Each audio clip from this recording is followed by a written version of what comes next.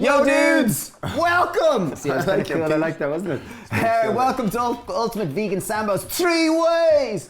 Yes! So being Irish, we've grown up eating possibly 1 million sandwiches each. We know our way around a good sandwich. These are 3 open deck sambos. These are 3 of our favorites. Let's get it on. First step to a perfect sandwich is, and most important ingredient, the bread! The bread. What we love to use is a sourdough. We grew up eating probably crappy white bread. As much as Mom tried to give us brown bread, you know, it was hard to Anyway, we've got into bread. Stephen bakes bread every day. He's into sourdough. We have a video on sourdough. Check it out here if you want to learn more about sourdough. But if you can try to get a more wholemeal bread, it'll just be better for you in the end. And if more you need fibre, better for energy, strength, weight loss, and genuine, just being an all-round sexier version of yourself. Yes. Beautiful. Okay, moving along. So here we are. We've take your first. Right, first sambo. What are we talking? Okay, first one we're gonna make on the base, we're using a sweet beet hummus. We make it ourselves. If you wanna make it yourself, check out, there's a recipe with a link to it. We did a hummus 3 ways one.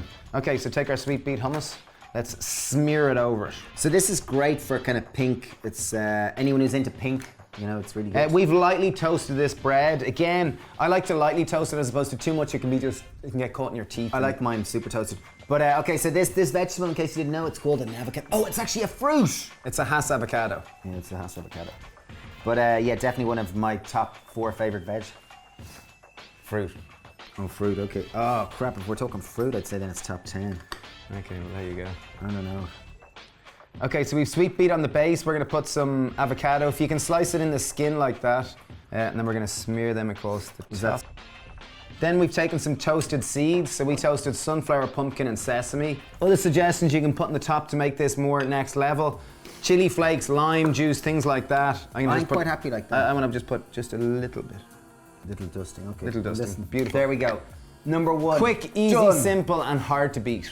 Okay, number 2 is my favorite. So you are gonna need a pan for this one, but it's well worth it. A little bit fancier, but it makes an amazing brunch or just kind of a fancier This one's great. dinner. Okay, so pan on a high heat. I've got a tablespoon of oil going in there. Boom. 3 cloves of garlic. As you know, we are very fond of garlic. I've finely sliced them, peeled and finely sliced. In they go. Next step, enter the oyster mushroom, one of our favorite of all mushrooms. If you can get them, they will be slightly more expensive, but they're worthwhile seeking out. So we're gonna use about 150 grams here.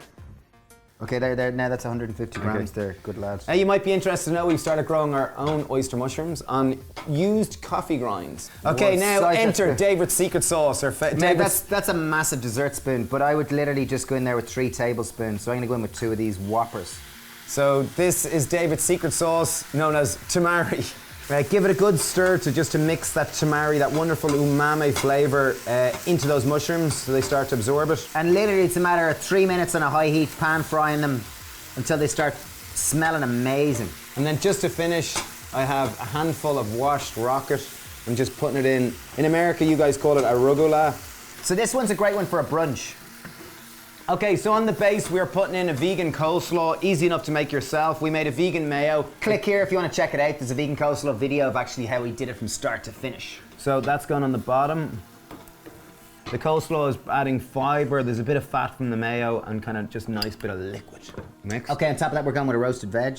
So we simply roasted red peppers, aubergines, and a little bit of fennel. Roasted 180 degrees for about 20 minutes. And you can see we really roast them because you see they're starting to char. Beauty about roasting veggies, you can leave it in the fridge for about 4 to 5 days and it'll still keep well. I roasted that about 3 days ago and it's been in the fridge since, so it will last probably 3 to 5 days in the fridge. We simply coat it in a little bit of oil and a little bit of salt. This is a fancy sambo, you can do whatever you like. And then add the mushrooms on the top. Get your twin to help tidy up your mess. So these are fancy, these are ones you'd make for your mom or ones you want to impress your friends with. Ah, very good, okay, cool. Yeah. What's the last one? Last one, okay. Last we have take le beef steak. So this looks like steak. This is actually vegan. If you're wondering how to make it, we made it from scratch recipe vid here.